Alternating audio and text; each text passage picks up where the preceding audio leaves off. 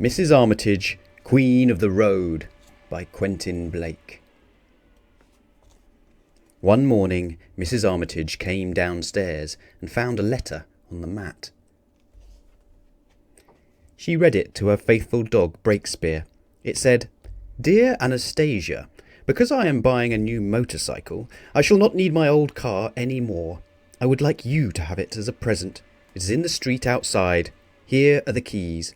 With love, from your Uncle Cosmo."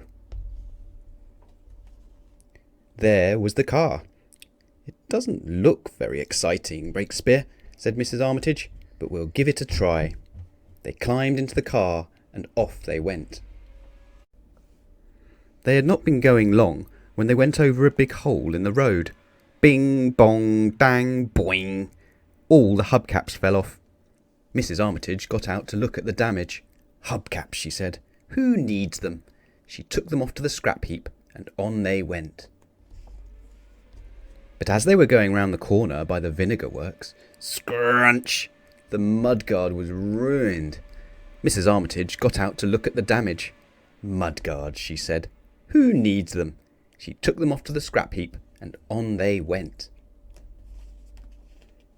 They were backing out of the scrapyard when, scrang! The front bumper had caught on an old bedstead. Mrs Armitage got out to look at the damage. "Bumpers," she said. "Who needs them?" She threw the bumpers onto the scrap heap and drove away. They were on their way past the supermarket when a lorry backed into the street. Scrunch! Right into the bonnet. Mrs Armitage got out to look at the damage. "The bonnet," she said. "Who needs it?" She took it off to the scrap heap, and on they went. There was quite a traffic jam beside the new building site, where a big crane was moving heavy blocks of concrete. To and fro it went, to and fro, up and down, when suddenly, crunch! Mrs Armitage got out to look at the damage. "A roof," she said. "Who needs it?" She took it off to the scrap heap, and on they went.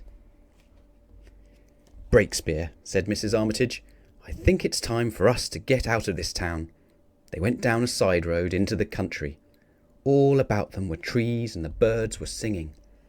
"Breakspear," said Mrs Armitage, "this is blissful."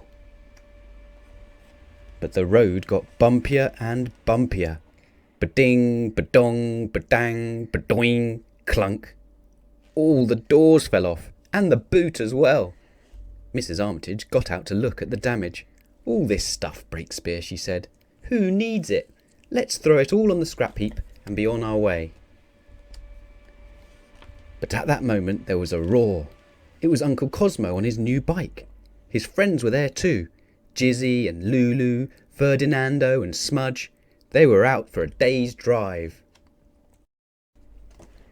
They all gathered round to look at Mrs Armitage's machine. "Wow," said Jizzy. "Wherever did you get it? It's fantastic."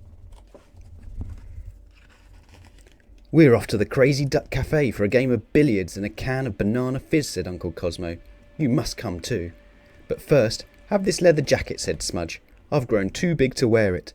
"And you must each have a collar," said Lulu. "I don't need all three." "And have one of our bendy masks," said Jizzy. "We don't need both of them." "And let me give you a motor horn," said Ferdinando. "I don't need all 5 of them, and it's always good to have a motor horn." Off they roared to the Crazy Duck Cafe, and out in front, with her faithful dog Breakspear, was Mrs Armitage, Queen of the Road.